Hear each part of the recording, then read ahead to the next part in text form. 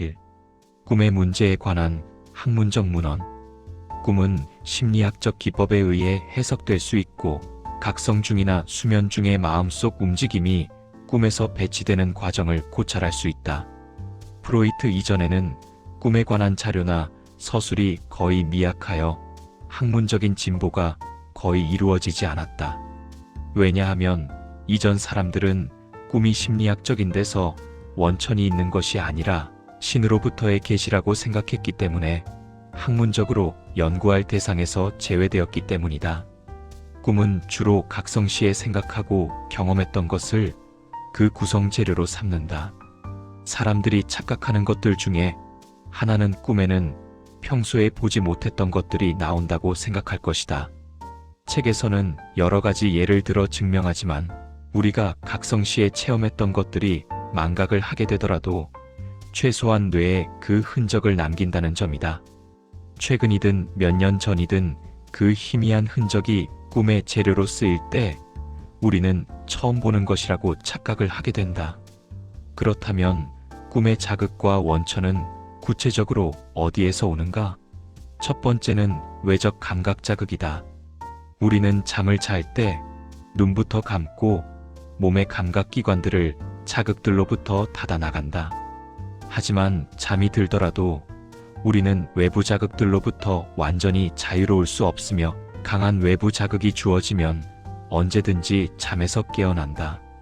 그런 자극들이 꿈에서 과장되고 왜곡되어 나타난다. 두 번째는 내적 주관적 감각 자극이다.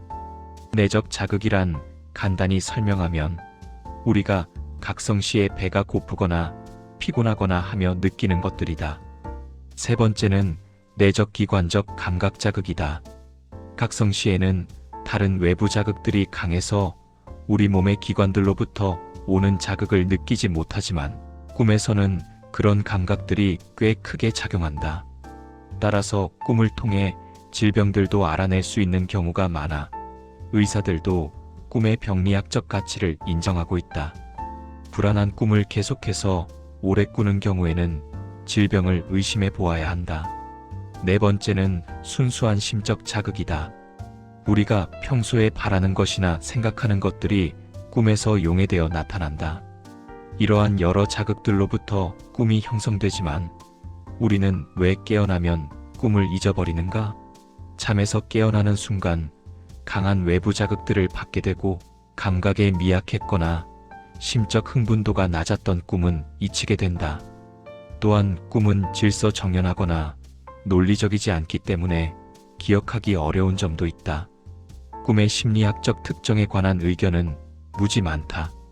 심지어 정반대되는 의견도 있을 정도로 다양하지만 꿈속에서는 각성시와 마찬가지로 감각이나 형상이 어떤 외적 공간으로 바뀌어짐으로써 하나의 공간 의식이 부과된다. 그리하여 꿈속에서의 마음도 마음의 형상이나 지각에 대해 각성시와 같은 상태라고 인정할 수밖에 없게 된다.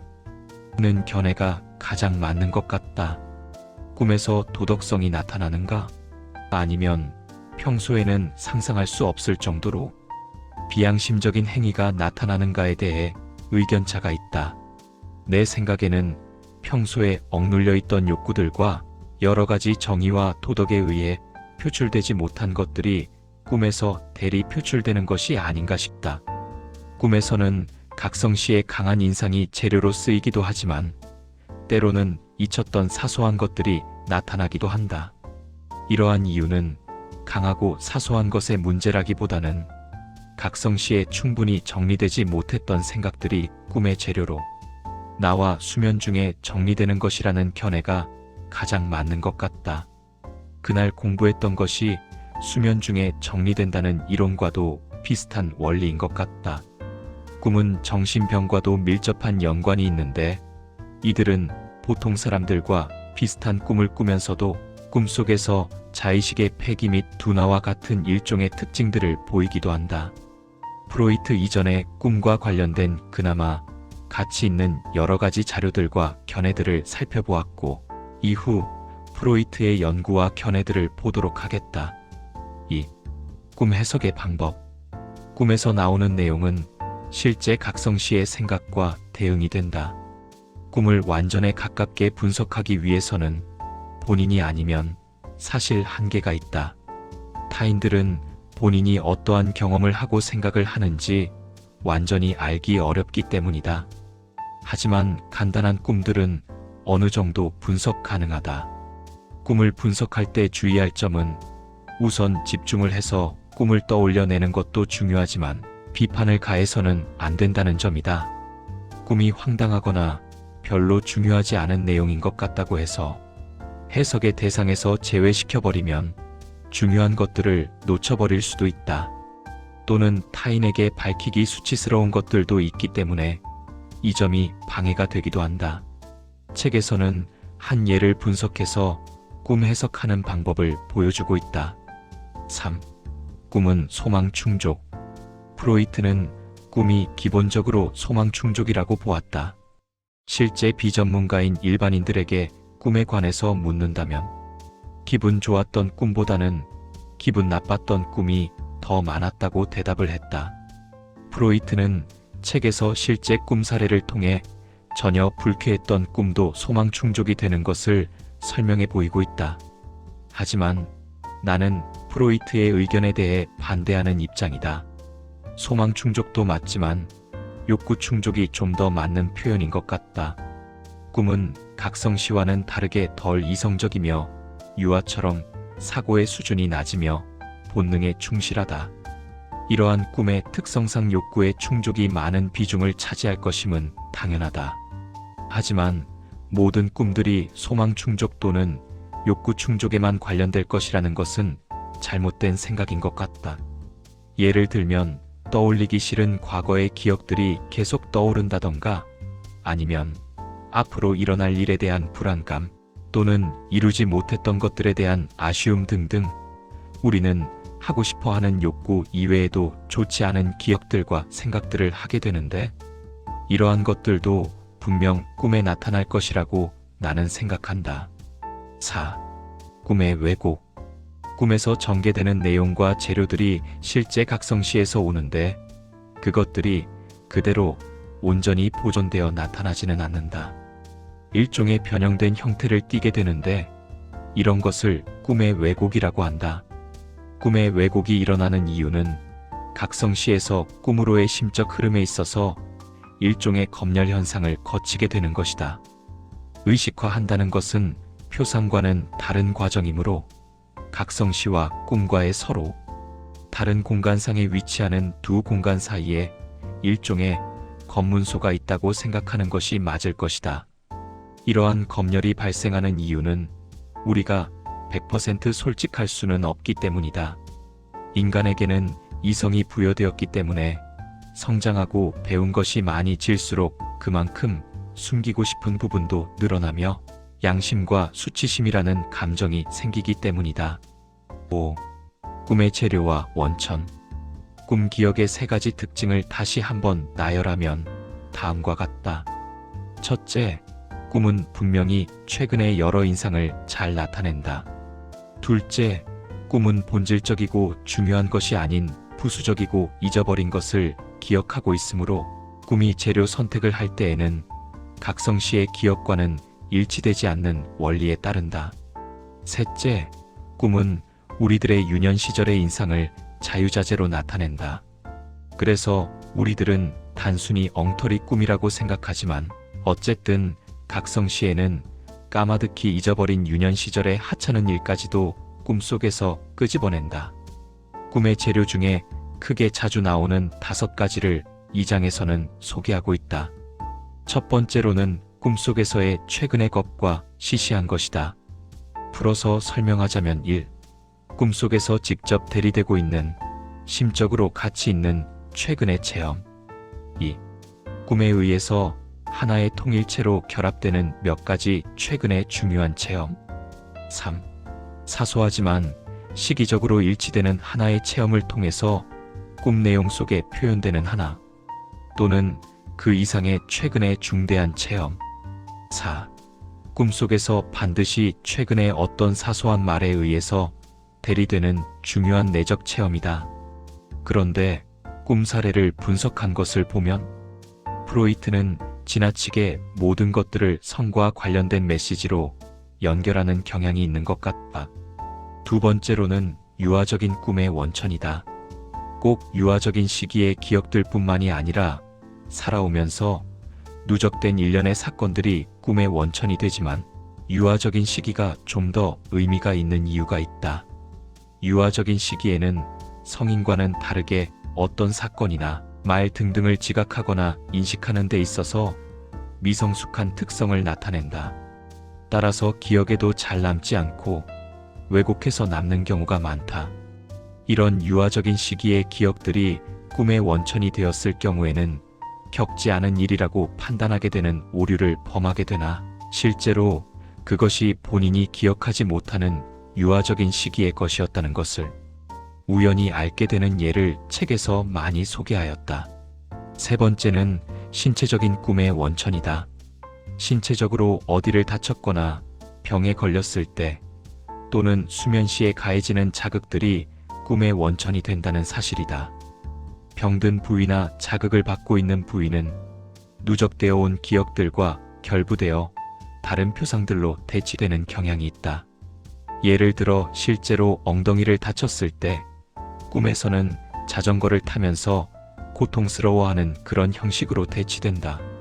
네 번째는 유형적인 꿈이다. 본래 사람들의 무의식적인 생각들을 알지 못하면 꿈 해석에 한계가 있지만 사람들에게서 일반적으로 자주 나타나는 유형의 꿈들 중에는 공통적인 꿈의 원천을 가지고 있는 것들이 있다. 나체로 있는 꿈은 상황은 조금 차이가 있을지라도 주로 평소에 느꼈던 수치심이나 부끄러움을 대변하는 것이다. 다음으로 근친자 사망의 꿈도 있는데 이는 크게 두 가지로 나뉜다. 하나는 엄청 슬퍼하는 경우이고 다른 하나는 전혀 슬프지 않아 자신을 의심해보는 경우이다. 전자의 경우는 그 근친자를 매우 좋아하거나 아니면 이전에 다른 사람의 죽음으로부터 대치되는 경우이다. 그리고 후자의 경우에는 실제로 슬프지 않거나 그런 경우는 드물다. 근친자의 죽음은 표면적인 것일 뿐 실제로 꿈의 다른 상황이 더 중요한 경우이다. 마지막으로는 시험의 꿈인데 이는 시험을 볼 때 완전하게 불안감 없는 경우는 없으므로 그러한 불안감을 나타내는 꿈이다. 6. 꿈의 작업. 꿈은 현실에서 일어나는 것과 달리 황당무계하며 해석하기 쉬운 것은 아니지만 꿈 사고와의 관련성과 여러 가지 특성을 살펴보면 다음과 같다. 꿈은 압축 작업을 거치는데 꿈의 내용에 비해서 그 꿈의 재료로 쓰이는 원천이 훨씬 많으며 꿈 사고 또한 엄청나다. 그러므로 압축 작업을 하는 것은 당연하며 또한 꿈에서 깨어나면 대부분은 망각을 하므로 꿈의 내용이 매우 빈약하게 느껴지기도 한다. 압축작용과 더불어 이동작업도 있다. 실제 꿈 사고나 각성 시에 중요하게 생각하는 것들이 꿈에서는 그 중심이 이동해 있다 물론 일치하는 경우도 있다.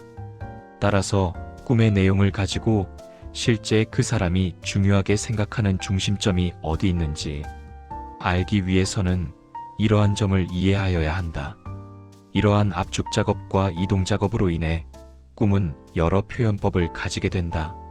꿈에서 깨어난 후 각성 시에 생각하고 지각하는 것들과 꿈의 내용이 섞이게 된다. 또한 다른 사람이 꿈을 분석하는 경우에는 분석하는 사람의 생각과 섞여 더 혼잡해지게 된다. 보통 꿈은 한 개 이상의 중심이 있지만 접점을 가지고 있는 관념 계열인 경우도 많다. 또한 꿈은 문학과 마찬가지로 꿈꾸는 사람의 표현력의 한계와 논리적인 구성을 하는 능력이 부족한 이유도 있다. 또한 꿈은 통일화, 혼합화, 동일화 과정을 거친다. 융이 정신분석학지에 쓴 글을 인용하면 꿈 형상의 긴 계열의 관념은 이미 이 계열의 첫째 형상 속의 표현을 시도하고 있다. 검열은 이 콤플렉스를 가능한 한 올에 반복하여 새로이 시도되는 상징적 은폐전이 및 전화에 의해 점차 이루어진다. 또한 꿈의 표현 가능성에 대한 고찰 중에 의문점이 드는 것은 다음 4가지가 있다. 적극적인 뜻으로 해석될 것인지 아니면 소극적인 뜻으로 해석될 것인지 대립관계, 과거의 뜻으로 풀이할 것인지 기억의 잔존, 상징적으로 풀이될 것인지 그것이 음에서 온 것인지 등등이 밝혀지지 않지만 꿈이 추상적인 사고를 구상화시키는 과정이 있는 것은 분명하다. 이러한 꿈은 꿈을 꾸는 당시에 영혼의 특수한 상징화 능력이 있다기보다는 이미 각성시의 무의식적 사고 속에 이미 형성되어 있는 것들이 드러난다고 보는 것이 맞을 것이다. 그 다음으로 꿈에서의 상징적 표현과 유형적 표현인데 나는 이 장을 읽으면서 프로이트가 어떻게 모든 것을 성적인 것과만 연관을 시킬 수 있는지 깜짝 놀랐다. 프로이트가 좀 이상한 것인지 아니면 실제로 사람들이 수면 시에 성과 관련된 호르몬이나 생각들이 엄청난 비중을 차지한 것인지 우연히 그런 사람들만 많이 조사하게 된 것인지 그 외의 것들은 해석이 불가능했던 것이지 의문이 들었다. 그 외에 꿈에서 감정을 강렬하게 느낄 때가 있다. 때로는 그 감정이 주는 자극이 너무 강해서 깨어날 수도 있다. 대개는 그 꿈속에서의 내용이 중요하다기보다는 꿈에서 느끼는 감정이 실제로 각성시에 느끼는 감정과 다를 바가 없다는 것이다. 슬픔, 기쁨, 두려움, 부끄러움 등등의 감정이 각성시에만 일어나는 것이 아니라 꿈에서도 그러한 감정을 느끼는 것이 맞을 것이다. 마지막으로 꿈은 2차 가공을 거친다. 일단 꿈의 재료들 중에서 검문소를 통과한 재료들로 하나의 스토리를 만들어 내는 것을 1차 가공이라고 한다면 2차 가공이란 이후 꿈의 구조 중에 허술한 부분을 보완하고 겉으로는 논리적으로 보이며 어느 정도의 타당한 결말을 만들어낸다. 이로써 만들어진 꿈은 대단한 의미를 갖는 듯 보이지만 실제로 중요한 의도와 동떨어져 있는 경우도 많다. 꿈은 무엇보다 우선 검열에 걸리면 안 된다. 꿈 작업은 소기의 목적을 달성하기 위해 강도의 이동이라는 방법으로 모든 심적 가치를 전환시킨다. 모든 사고는 오직 시각 및 청각 기억의 재료로 재현되지 않으면 안 되고 이런 요구 때문에 꿈 작업은 표현의 가능성을 염두에 두어 거기서 새로운 이동으로 그에 대응한다. 아마도 꿈 사고는 밤의 자유보다 더 큰 강도로 되어야 하기 때문에 이 목적에 기여하는 것이 꿈 사고의 여러 성분에 가해지는 압축이 된다. 사고 재료의 논리적 관계 따윈 별로 고려되지 않는다. 그와 같은 관계는 꿈의 형식적인 특성 속에 숨어있는 표현을 찾아내는 것을 돕는다. 꿈 사고의 감정들은 꿈 사고의 표상에 비해 변경되는 경우가 드물다. 그것은 대개 억제되거나 그렇지 않으면 표상에서 풀려나 그 동질성에 따라 다른 감정과 결합한다.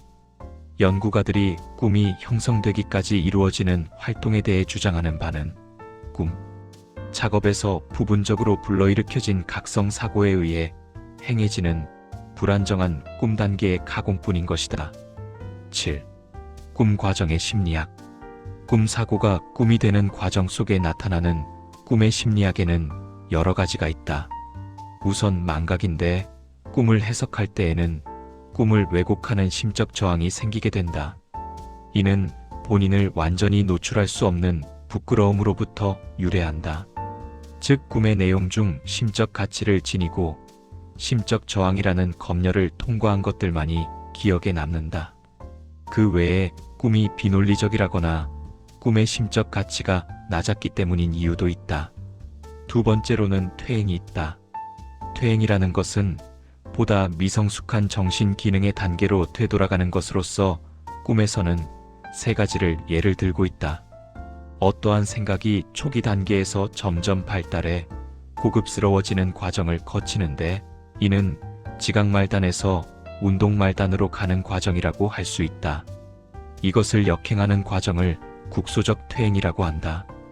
그리고 오래된 심적 형성물로 소급해가는 것을 시간적 퇴행이라고 한다.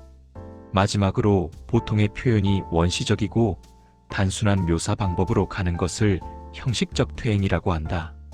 세 번째로는 소망 충족이다.